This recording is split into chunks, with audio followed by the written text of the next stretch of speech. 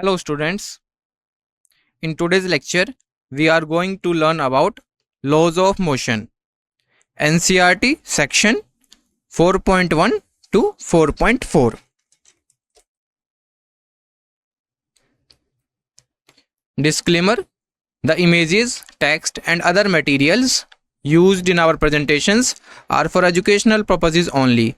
We respect the intellectual property rights of the original creators and owners. If you are the owner and have any concerns or issues, please contact us at sathi@iitk.ac.in and we shall remove the content immediately. Please note that parts of the content may have been generated using generative AI, which is experimental.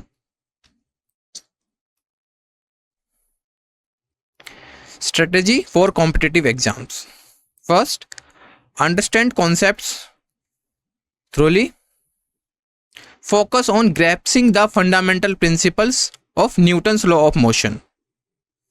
Then, clear understanding of concepts is crucial for solving both theoretical and numerical problems effectively.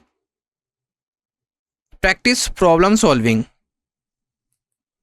Regularly practice a variety of problems ranging from basic to complex. Solve problems from past JEE and NEET papers. Regular practice helps in identifying patterns and improving speed and accuracy. Recommended books. Visit our website forum.pruta.ai to get the suggestions of books and guidance. Learning objective. By the end of this lecture, you will able to understand the concept of law of inertia, Newton's first law of motion. So in today's lecture, we are going to cover introduction, then 4.2 Aristotle fallacy, 4.3 the law of inertia, 4.4 Newton's first law of motion. So, introduction. Understanding the motion due to some external force. Let us first guess the answer based on our common experience. So, here we will learn some common experiences, like to move a football at rest, someone must kick it, yes or no? Like this. To throw a stone upwards, one has to give it an upward push, like this.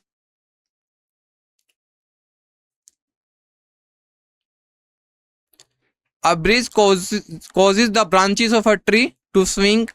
A strong wind can even more heavily objects, like this. A boat moves in flowing river without anyone rowing it.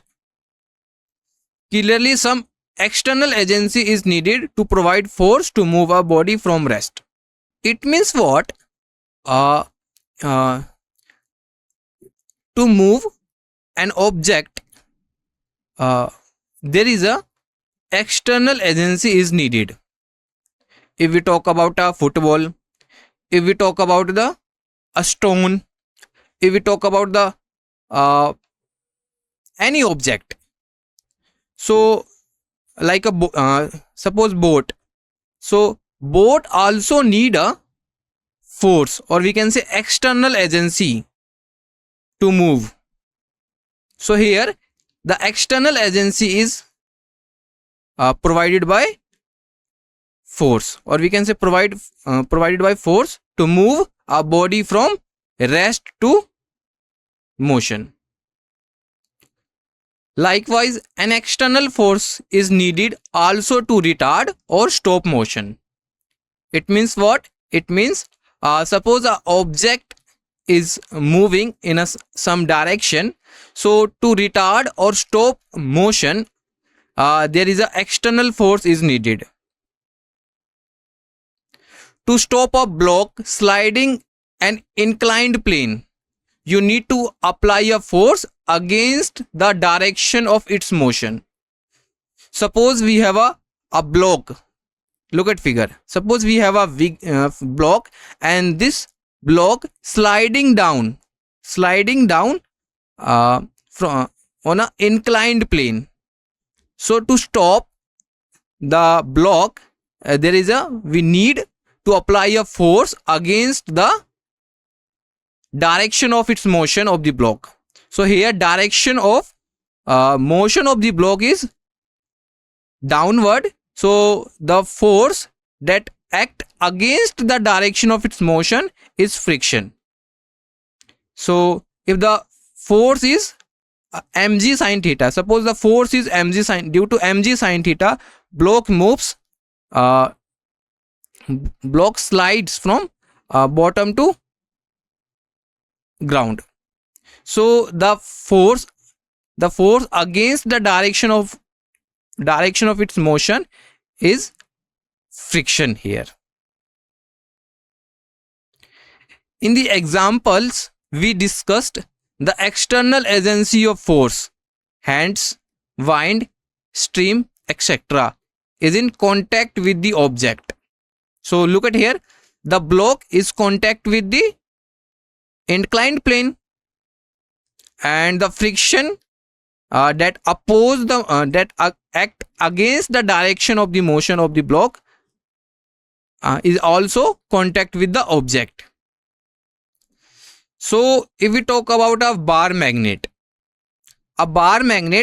can attract an iron nail from a distance like this. Suppose we have a bar magnet, and this bar magnet attract a iron nail. It means we can say there is a external agency if we talk about the bar magnet, or that is magnetic force. Therefore we can see that external agencies, for example gravitational and magnetic forces, can exert force on a even from a distance. So in this given figure, so there is a magnetic force that attract an iron nail. In short, a force is required to put stationary body in motion or stop a moving body, and something external is needed to provide this force. It means to stop or to move, there is a external agency is required, or we can say external agency is needed to provide the force.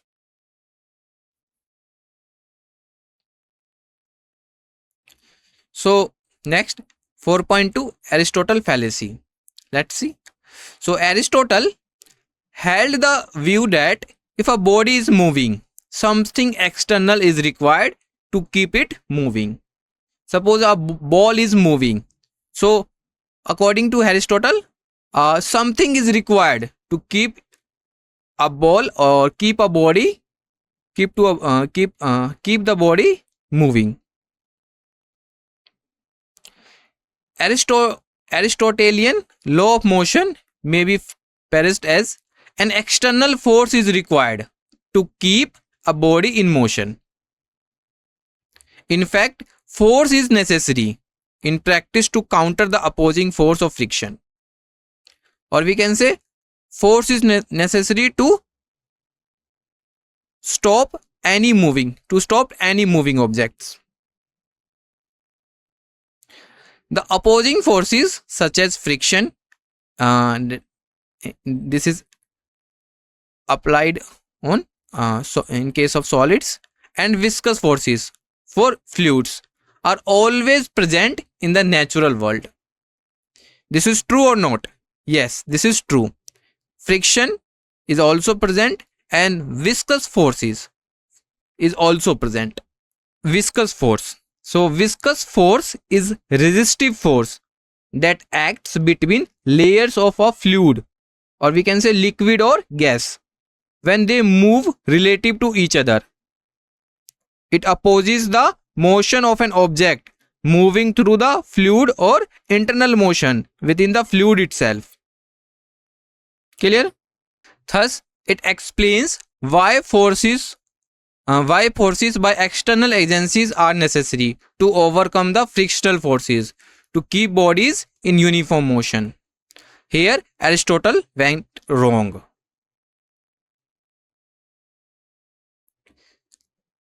Four point three, the law of inertia, and this is very important concept. So listen carefully. Here, question arises: what is inertia? Basically, the meaning of the inertia is the inherent property of all bodies that prevents them from changing their state of rest or uniform motion by themselves is called inertia.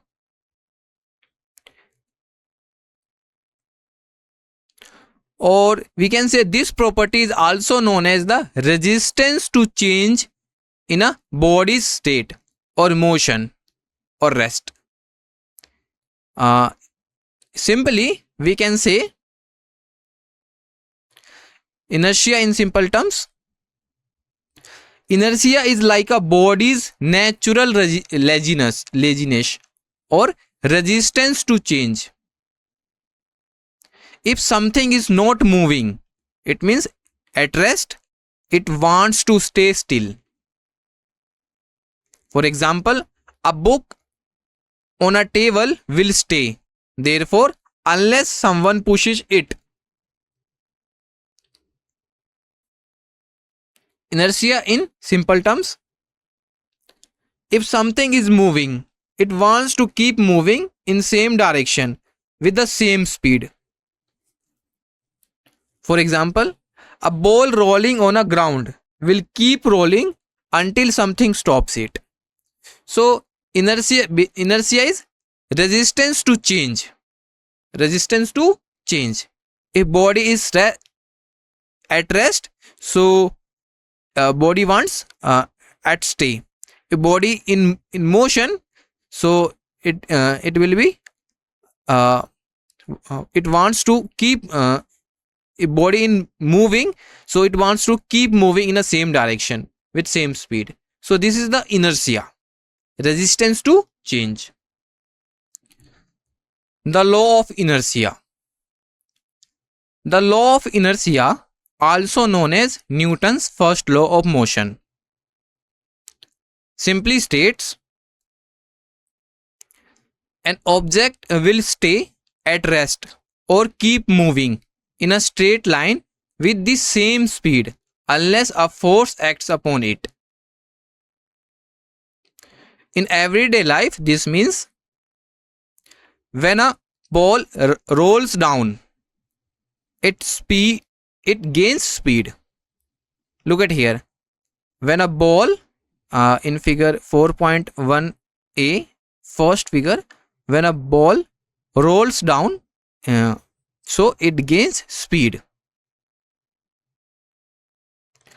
When it rolls up, second figure 4.1a second, when it rolls up the other slope,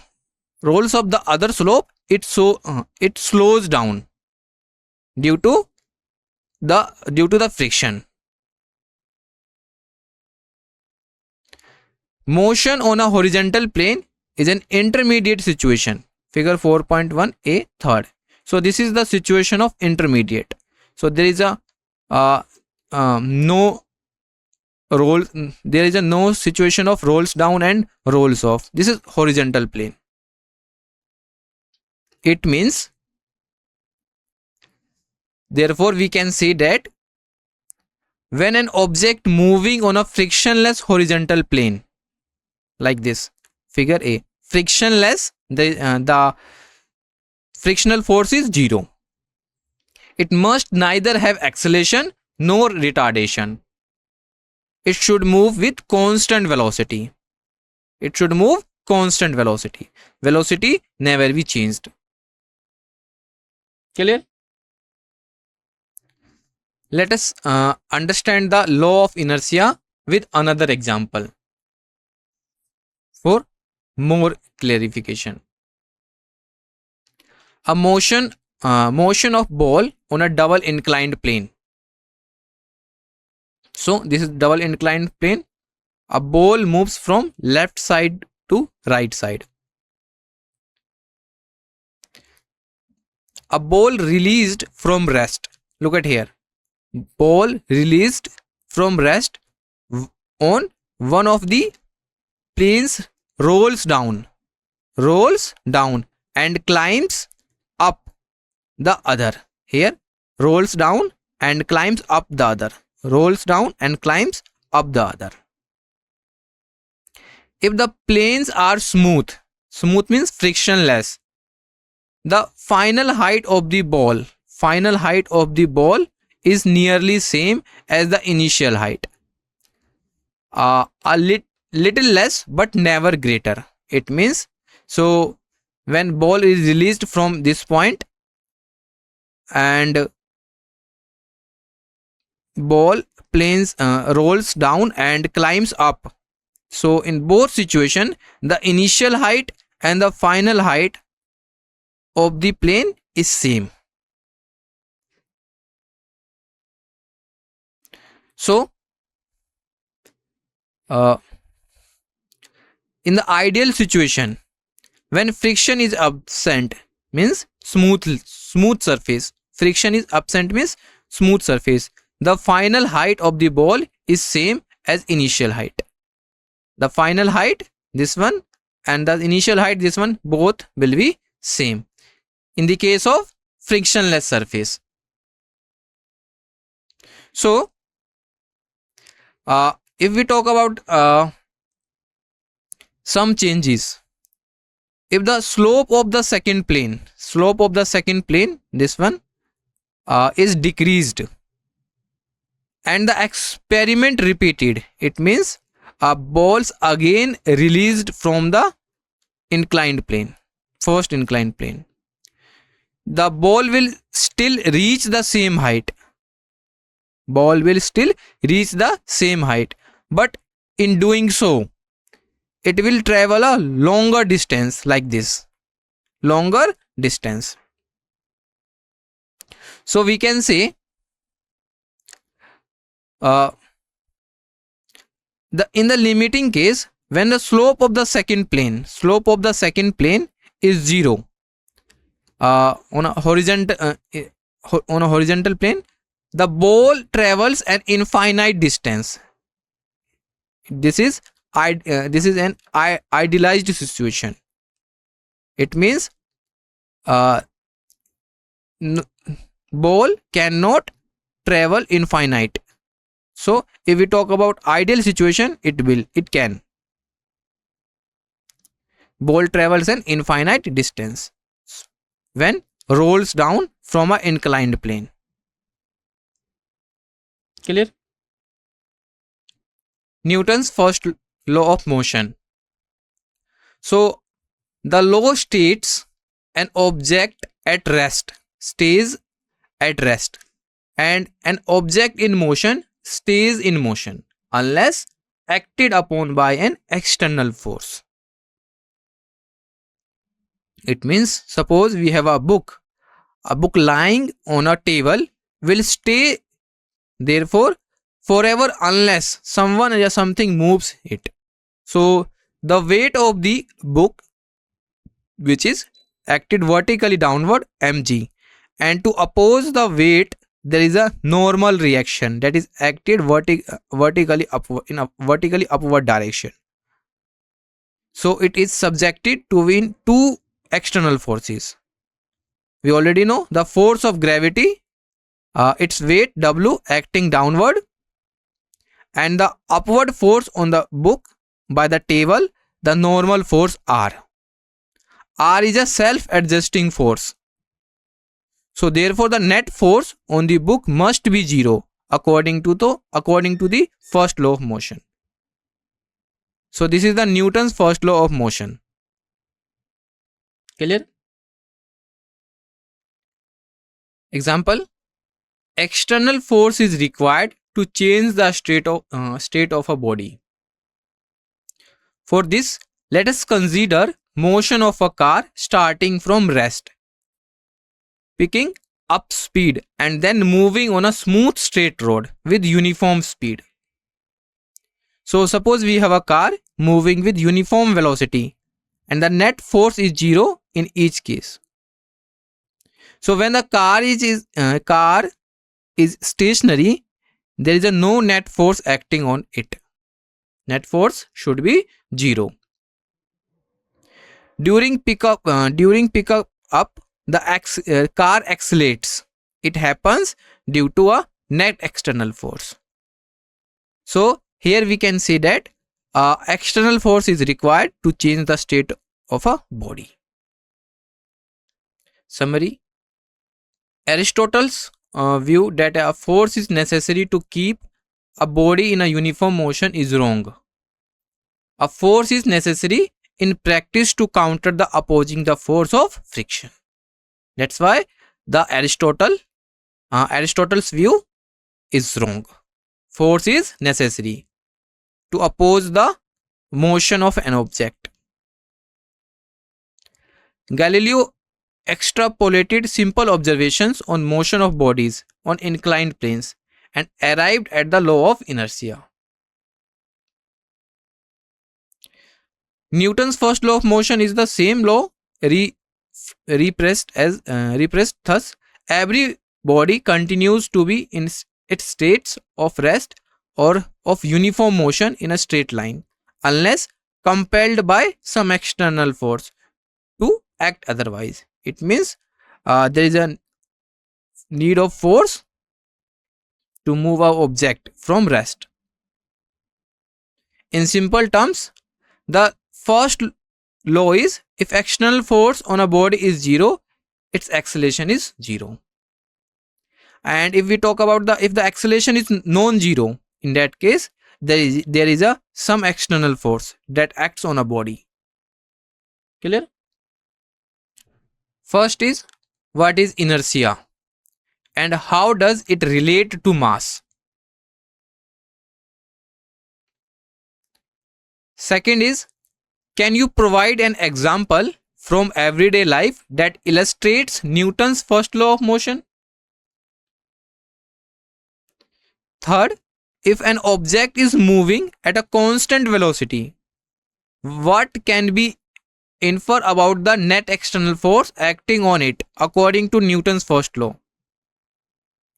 And fourth, imagine a spacecraft drifting in a vacuum of space with no engines running. What does Newton's first law of motion predict about its motion and why? Okay. Thank you for your attention.